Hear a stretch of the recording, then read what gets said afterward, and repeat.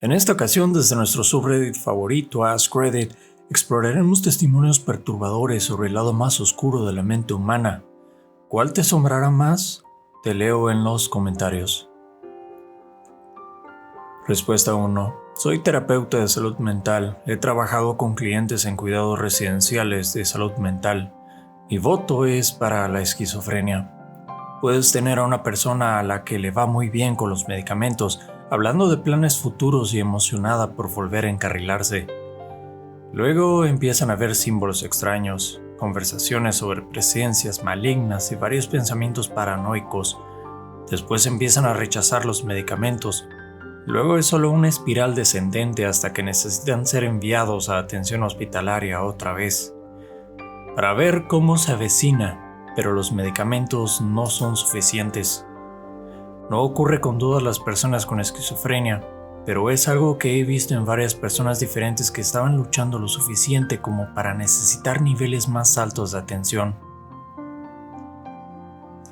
Respuesta 2. Una vez tuve una pareja que sufría de psicosis.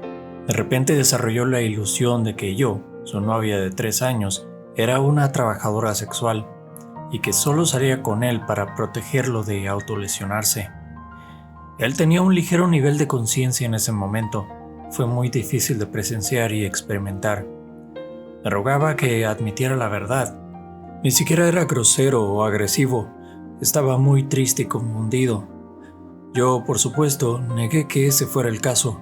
Me seguía diciendo que estaba bien decir la verdad, que no rompería conmigo porque yo era buena con él incluso con el gran secreto. Cuando tomaba medicamentos estaba tan disociado y desconectado de la capacidad de experimentar la mayor parte del placer emocional, que a veces hacía o decía cosas malas. Cuando no tomaba medicamentos era mucho más amable, pero por supuesto eso es peligroso para su salud cerebral y su vida personal. Al final tuve que dejarlo porque era demasiado inestable con la medicación, un desgaste financiero y me había faltado al respeto y decepcionado ya muchas veces. Respuesta 3. Hace unos 20 años me recetaron un medicamento bastante nuevo al que tuve una reacción grave. Me provocó una psicosis que duró aproximadamente una semana hasta que tuve un momento de claridad en el que me di cuenta de que básicamente me estaban envenenando y dejé de tomarlo. Me alegra no recordar mucho de ese momento, pero si miras el diario que llevaba, de hecho puedes ver cómo cambiaba mi letra a lo largo de ese breve tiempo mientras escribía sobre las cosas extrañas que decía, hacía y creía, absolutamente segura de que todo eso era normal. Mi médico no me creyó que el medicamento me estuviera haciendo eso, pero la psicosis ahora se reconoce como un efecto secundario raro de ese fármaco en particular. Tuve suerte y pude poner fin a la psicosis simplemente interrumpiendo un medicamento, y no puedo imaginar vivir así todo el tiempo. Respuesta 4. Me diagnosticaron desorden esquizoafectivo bipolar mientras estaba en la universidad. Pasé cerca de una semana en un pabellón psiquiátrico. El estrés de equilibrar las clases con el trabajo simplemente me llevó al límite y me provocó un brote psicótico, supongo. Creía que estaba en una simulación y que todo el mundo era un infiltrado que intentaba mantenerme dentro y que tenía que terminar con mi vida para poder escapar. Tengo mucha suerte de tener tan buenos amigos en mi vida y ahora he estado estable durante mucho tiempo. Respuesta 5. Mi ex esposo fue diagnosticado como esquizoafectivo y desarrolló una adicción extrema a sustancias. Cuando la gente se pregunta por qué lo dejé con una hija pequeña, es difícil explicar por lo que estaba pasando como la única persona con una mente funcional en la ecuación. Lo que finalmente me llevó a divorciarme de él fue darme cuenta de que estaba poniendo su vida primero. Él estaba constantemente con tendencias de quitarse la vida. Luego a mi hija, luego a mí, en ese orden. Cuando miras el 100% que alguien tiene para dar en un día determinado, me sentía muy poco como la persona que cargaba con la mayor responsabilidad. Eso no era justo para mi hija y ella merecía mucho más. Ha sido la mejor decisión que he tomado. Respuesta 6. La demencia es algo que me aterra por completo. Mi tío tiene 86 años y tiene una demencia espantosa. Y mi tía, quien tiene 81 años, ha sido su cuidadora principal durante años. Él es violento, está siempre confundido y es incontinente. Debe ser muy desgarrador ver al hombre que amas convertirse en un caparazón de lo que fue. Finalmente se llegó a un punto en el que era peligroso cuidarlo ella sola. Por fin pudo asegurar un lugar en una residencia y cuesta $20,000 al mes. Y la única razón por la que pueden permitírselo es porque optaron por el mejor plan adicional de atención a largo plazo que pudieron. La mayoría de la gente no hace eso. Es una absoluta pesadilla de manejar. Y los trabajadores sociales que ayudan están tan abrumados o con tan poco personal que no dedican tanto tiempo como deberían. Y no los culpo a ellos, el sistema está roto.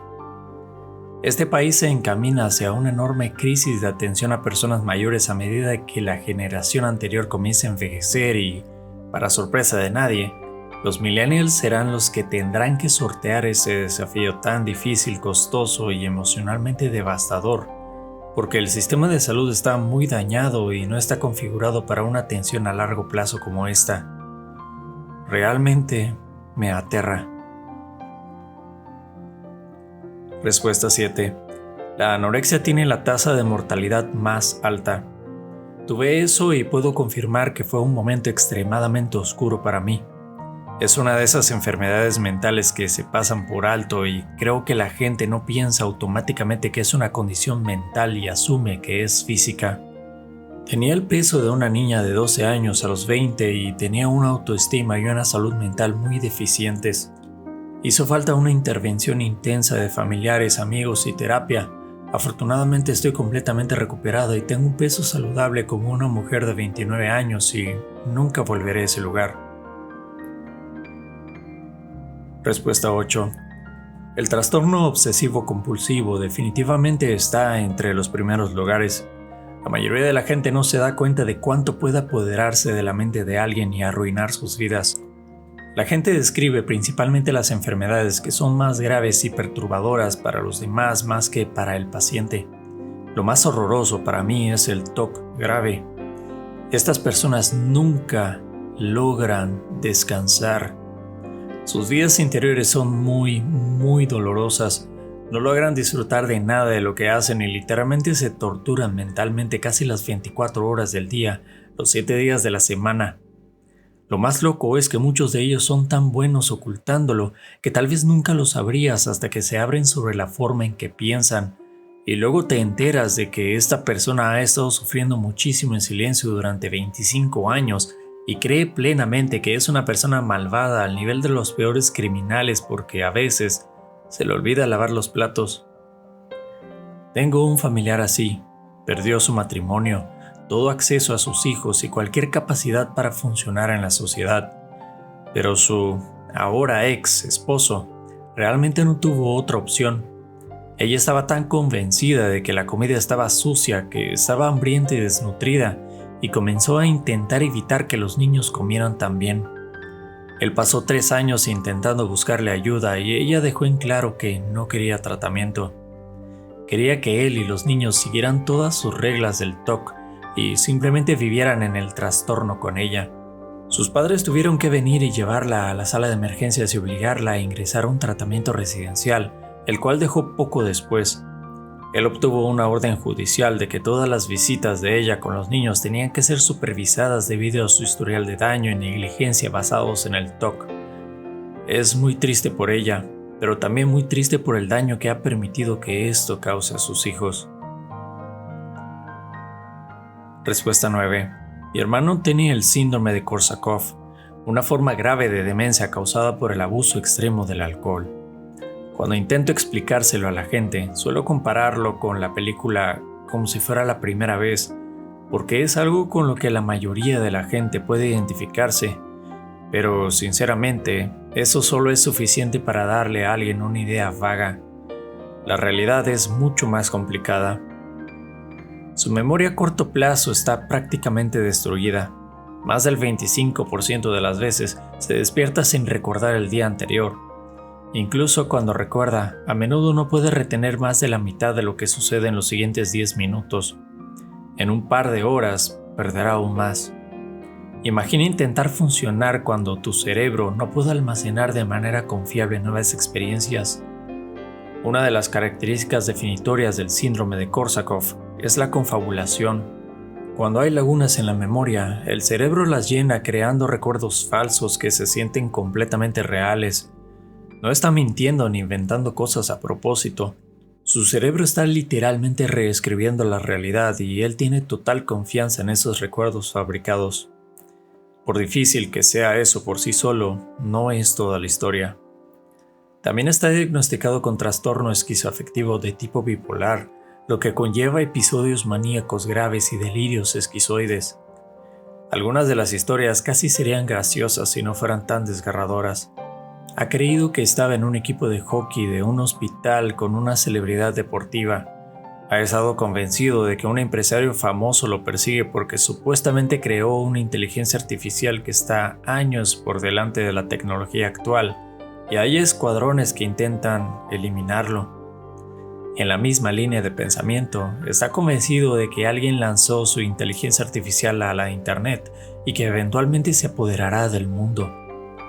Cualquiera de estos diagnósticos alteraría la vida por sí solo. El síndrome de Korsakoff es devastador. El trastorno esquizoafectivo es devastador.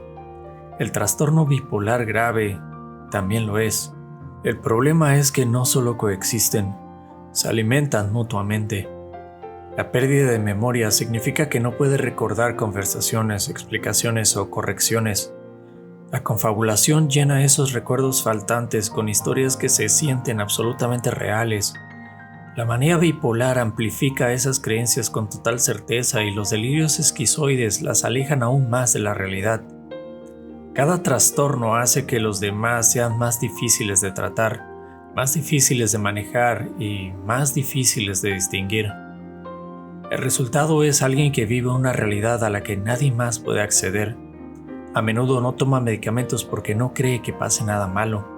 Incluso cuando quiere, no puede recordar de manera confiable tomarlos.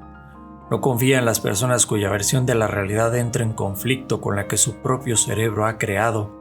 Intentar razonar con él suele ser imposible porque cada síntoma refuerza a los demás. La gente suele pensar en las enfermedades mentales como diagnósticos individuales.